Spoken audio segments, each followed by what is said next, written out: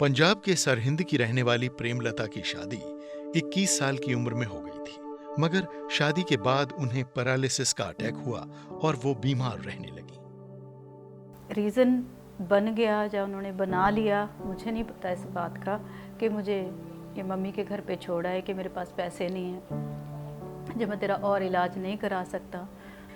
तो वहाँ पर फिर ऐसा छोड़ कर गए। उसके बाद वो वापस नहीं आए। इस चीज़ को 2.5 साल हो गए। तो इसी दौरान दुख भी बढ़ गया, कलेश भी बढ़ गई, चिंता भी बढ़ गई कि अब करना क्या है, जाना कहाँ है, क्योंकि पास में एक बच्चा भी है। प्रेमलता के जीवन में दुखों का जैसे पहाड़ टूट पड़ा और वो हर समय उदास रहने लगी। मुझे एक दोस्त मिली जिस हॉस्पिटल में मैं जॉब करती थी।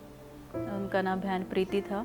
और एक दिन जब हमें बात करने का मौका मिला तो उसने इन सारी चीज़ों को देखकर मुझे यीशु के बारे में बताया, प्रभु के बारे में बताया कि एक प्रभु है जो बहुत अच्छा है। जो भी आपकी लाइफ में चल रहा है ये सब कुछ प्रभु ख़त्म करेगा और आपकी ज़िंदगी को अच्छा करेगा। 2.5 साल के बाद प्रेमलता की माँ उन पर शादी करने का दबाव डालने लगी।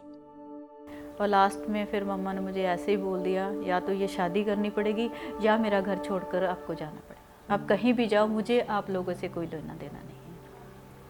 तो उस टाइम पे दिमाग ही कह लो कि पूरा सुन्न हो गया कि समझ ही नहीं आ रहा था कि मैं क्या करूं।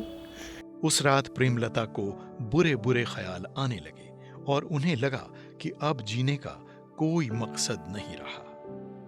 उस रात बस एक ही डिसीज़न लिया कि अब क्या है, दुनिया में जगह नहीं है, हमारा कोई भी नहीं है जो हमें संभाल सके, जो हमें सहारा दे सके। और मैं अब क्या करना है, अपने जीवन को ख़त्म करना है। जब मैं उस नहर की तरफ बच्चे को लेकर मैं जा रही थी और मेरे अंदर से एक ही आवाज़ निकल रही थी कि तेरी दुनिया में क्या मेरे लिए जगह नहीं है। आहें ले लेके मैं रो रही थी कि मेरी कोई इस टाइम पे मदद करे। और तब मुझे एक आवाज़ मुझे आई कि मरना नहीं है। बड़ी शांति की आवाज़ आई कि मरना नहीं है। नहर को जा रही थी और मेरे कदम बस स्टैंड की तरफ कब मुड़ गए मुझे खुद नहीं पता। फिर उस आवाज़ ने मुझे रिप्लाई किया कि सामने वाली बस में तुझे बैठना है। और उस वक्त मेरा दिमाग खुल गया, मुझे लगा कि कोई तो है। और फिर उस आवाज़ ने मुझे फॉलो किया और कहा कि जो तेरी सहेली ने तेरे लिए प्रार्थना करी थी तुझे उसके घर में जाना है। और जैसे ही उन्होंने दरवाज़ा खोला और मुझे और मेरी बेटी को देखा और भाभी ने मुझे एकदम से गले लगाया। प्रेमलता पहली बार उस परिवार के साथ चर्च गईं, जहां प्रभु के एक गीत को सुनकर वो बहुत प्रभावित हुईं। सर्वशक्तिमान, सबसे महान, अल्फा और ओमेगा, मुझे आज तक कभी नहीं भूलता, क्योंकि इसी सॉन्ग ने मुझे पहली बार चर्च में छुआ था। उनके साथ बैठ के 1 महीना 2 महीना प्रार्थना करना सीखा।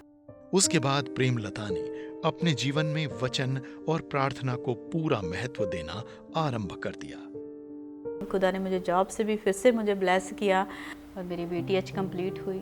जैसे ही मेरी BTH कंप्लीट हुई, प्रभु ने मुझे एक और बरकत से ब्लेस किया। खुदा ने मुझे सेवकाई दी।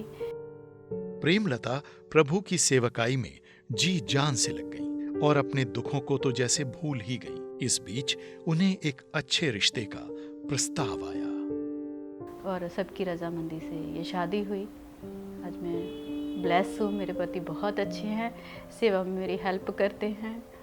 अगर आपके पास कोई दुख है, परेशानी है, चिंता है, आप यीशु को पुकारो, वो आपको भी नहीं छोड़ेगा।